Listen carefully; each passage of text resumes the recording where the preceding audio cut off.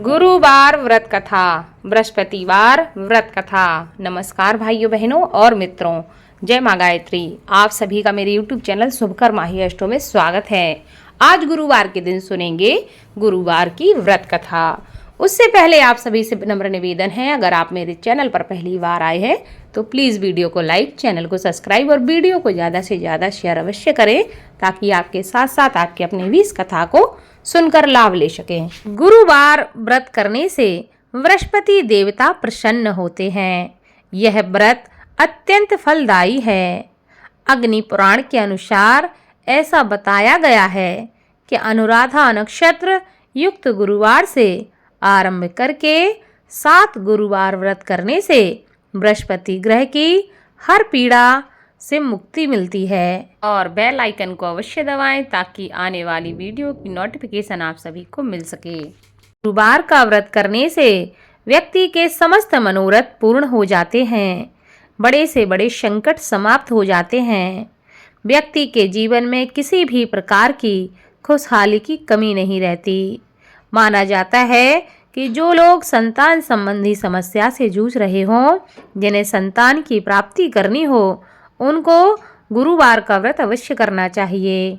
या जिनके वैवाहिक जीवन में कोई समस्या हो, उनको भी गुरुवार का व्रत अवश्य करना चाहिए और इस कथा का स्मरण अवश्य करना चाहिए।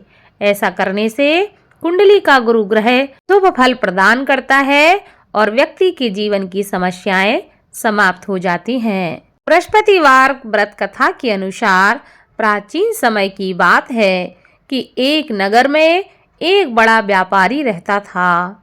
वह जहाजों में माल लदवा कर दूसरे देश में भेजा करता था।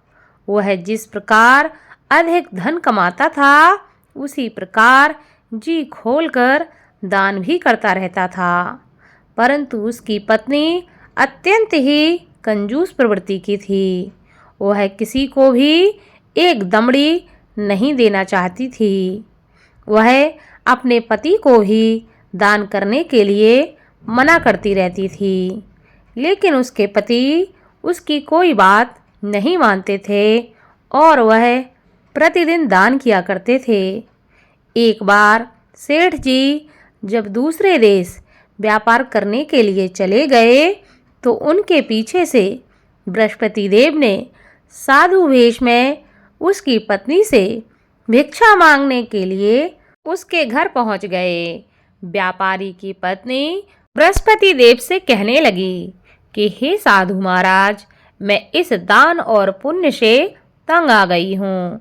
आप कोई ऐसा उपाय बताएं जिससे मेरा सारा धन नष्ट हो जाए और मैं आराम से रह सकूं। मैं यह धन लुटता हुआ नहीं देख सकती।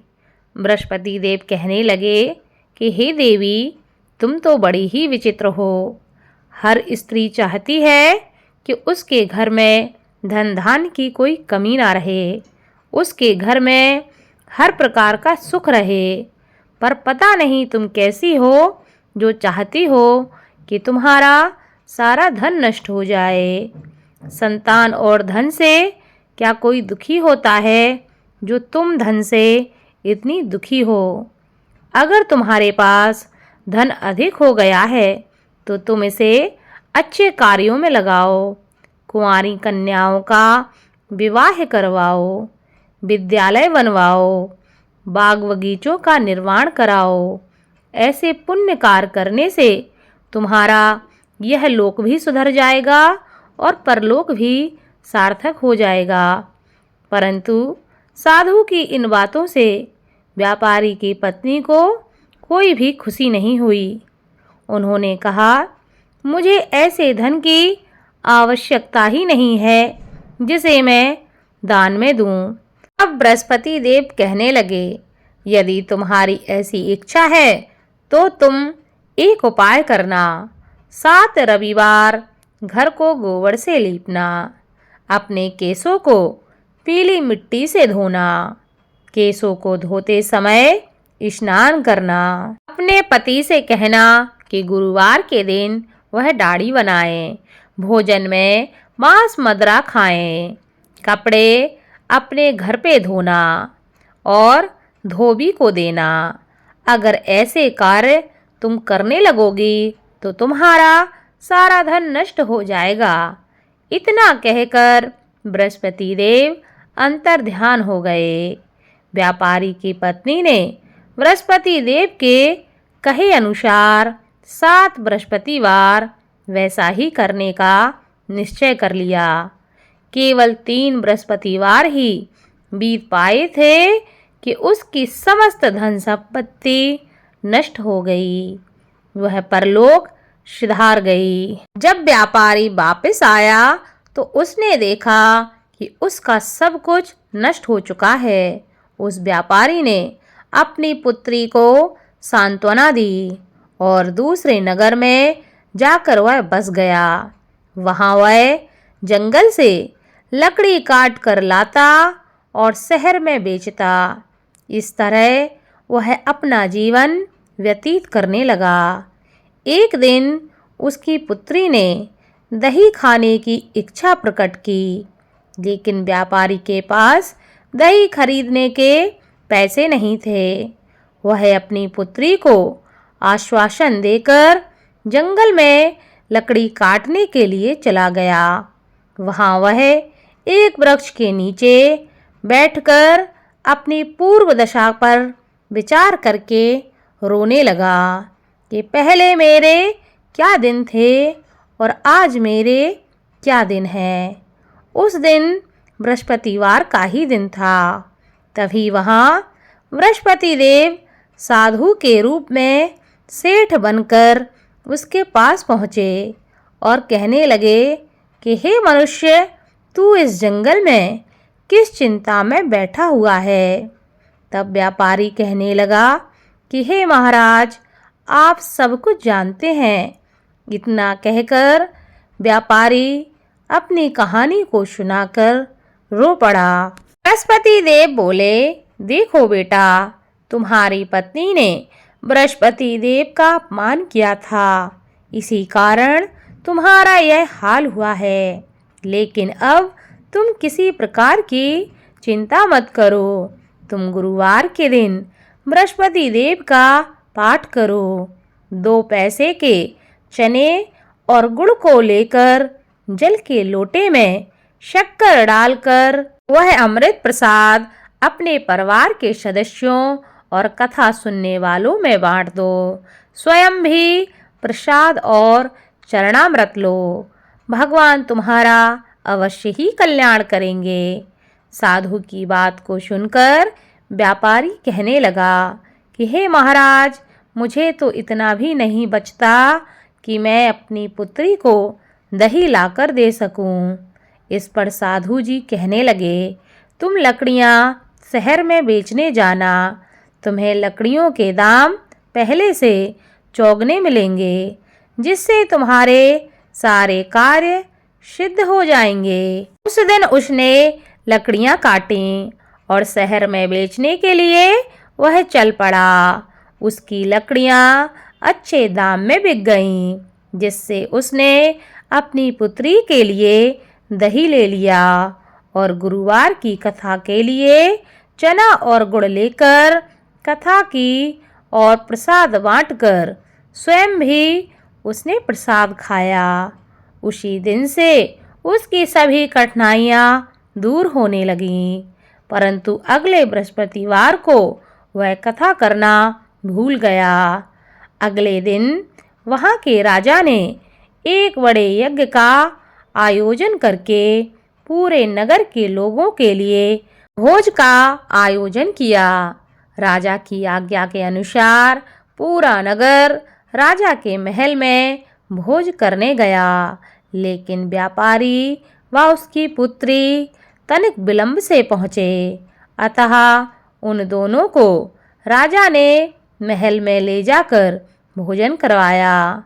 जब वे दोनों लौटकर आए तब रानी ने देखा कि उसका खूंटी पर टंगा हार गायब है।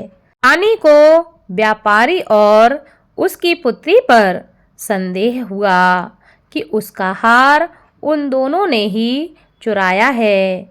राजा की आज्ञा से उन दोनों को कारागार में कोठरी में डाल दिया गया। कैद में पड़कर दोनों ही अत्यंत दुखी हुए। वहां उन्होंने बृहस्पति देव का स्मरण करना प्रारंभ कर दिया। बृहस्पति देव ने प्रकट होकर व्यापारी को उसकी भूल का आभास कराया और उसे सलाह दी कि गुरुवार के दिन कैद खाने के दरवाजे पर तुम्हें 2 पैसे मिलेंगे। उनमें से तुम चने और मुनक्का मंगवाकर विधि पूर्वक बृहस्पति देव का पूजन करना। तुम्हारे समस्त दुख दूर हो जाएंगे। बृहस्पतिवार को कैद खाने के द्वार पर उन्हें 2 पैसे मिले। बाहर सड़क पर एक स्त्री जा रही थी। व्यापारी ने उसे बुलाकर गुड़ और चने लाने को कहा। इस पर वह स्त्री कहने लगी, मैं अपनी बहू के लिए गहने लेने जा रही हूँ, मेरे पास अभी समय नहीं है। इतना कहकर वह वहाँ से चली गई। थोड़ी देर बाद वहाँ से एक और स्त्री निकली। व्यापारी ने उसे बुलाकर कहा कि हे बहन, मुझे बृहस्पतिवार की कथा करनी है, तुम मुझे 2 पैसे का गुड़ और चना लाकर दे दो। बृहस्पति देव का नाम सुनकर वह स्त्री बोली, भाई मैं तुम्हें अभी गुड़ चना लाकर देती हूँ। मेरा इकलौता पुत्र मर गया है, मैं उसके लिए कफन लेने जा रही थी, लेकिन मैं पहले तुम्हारा काम करूँगी, उसके बाद अपने पुत्र के लिए कफन लेने जाऊँगी। वह स्त्री बाजार से व्यापारी के लिए गुड़ चना ले आई और स्वयं भी बृहस्पति देव की कथा सुनी। कथा के समाप्त होने पर वह स्त्री कफन लेकर अपने घर पहुंची। घर पर लोग उसके पुत्र की लाश को राम नाम सत्य है कहते हुए शमशान ले जाने की तैयारी कर रहे थे। स्त्री बोली, मुझे अपने लड़के का मुख देख लेने दो। अपने पुत्र का मुख देखकर उस स्त्री ने उसके मुंह में प्रसाद और चरणामृत डाला।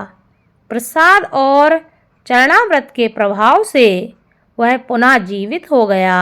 पहली स्त्री जिसने बृहस्पति देव का निरादर किया था, वह जब अपने पुत्र के विवाह हेतु पुत्र वधू के लिए गहने लेकर लौटी और जैसे ही उसका पुत्र घोड़ी पर बैठकर निकला, वैसे ही घोड़ी ने ऐसी उछाल मारी कि वह घोड़ी से गिरकर मर गया।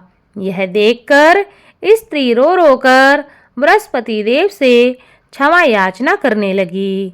उस स्त्री की याचना से बृहस्पति देव साधु वेश में वहां पहुंचकर कहने लगे कि हे देवी, तुम्हें अधिक विलाप करने की आवश्यकता नहीं है। यह बृहस्पति देव का अनादर करने के कारण हुआ है। तुम वापस जाकर मेरे भक्त से क्षमा मांगकर कथा सुन लो। तुम्हारी सभी मनोकामनाएं पूरी हो जाएंगी। जेल में जाकर उस स्त्री ने व्यापारी से माफ़ी मांगी और उसने कथा सुनी। कथा के उपरांत वह प्रसाद और चरणामृत लेकर अपने घर वापस लौट गई। घर आकर उसने चरणामृत अपने मृत पुत्र के मुख में डाला। चरणामृत के प्रभाव से उसका पुत्र जीवित हो उठा। उसी रात बृहस्पति देव राजा के सपने में आए और कहने लगे कि हे राजन, तूने जिस व्यापारी और उसकी पुत्री को जेल में कैद करके रखा है, वह बिल्कुल निर्दोष हैं। तुम्हारी रानी का हार वहीं खूंटी पर टंगा है। दिन निकला तो राजा रानी ने हार खूंटी पर लटका हुआ देखा। राजा ने उस व्यापारी और उसकी पुत्री को तुरंत छोड़ दिया और उन्हें आधा राज्य देकर उसकी पुत्री का विवाह उच्च कुल में करवाकर दहेज में हीरे जवाहरात दिए और बृहस्पति देव की कृपा से उनके जीवन के सभी संकट समाप्त हो गए। बोलो बृहस्पति देव की जय।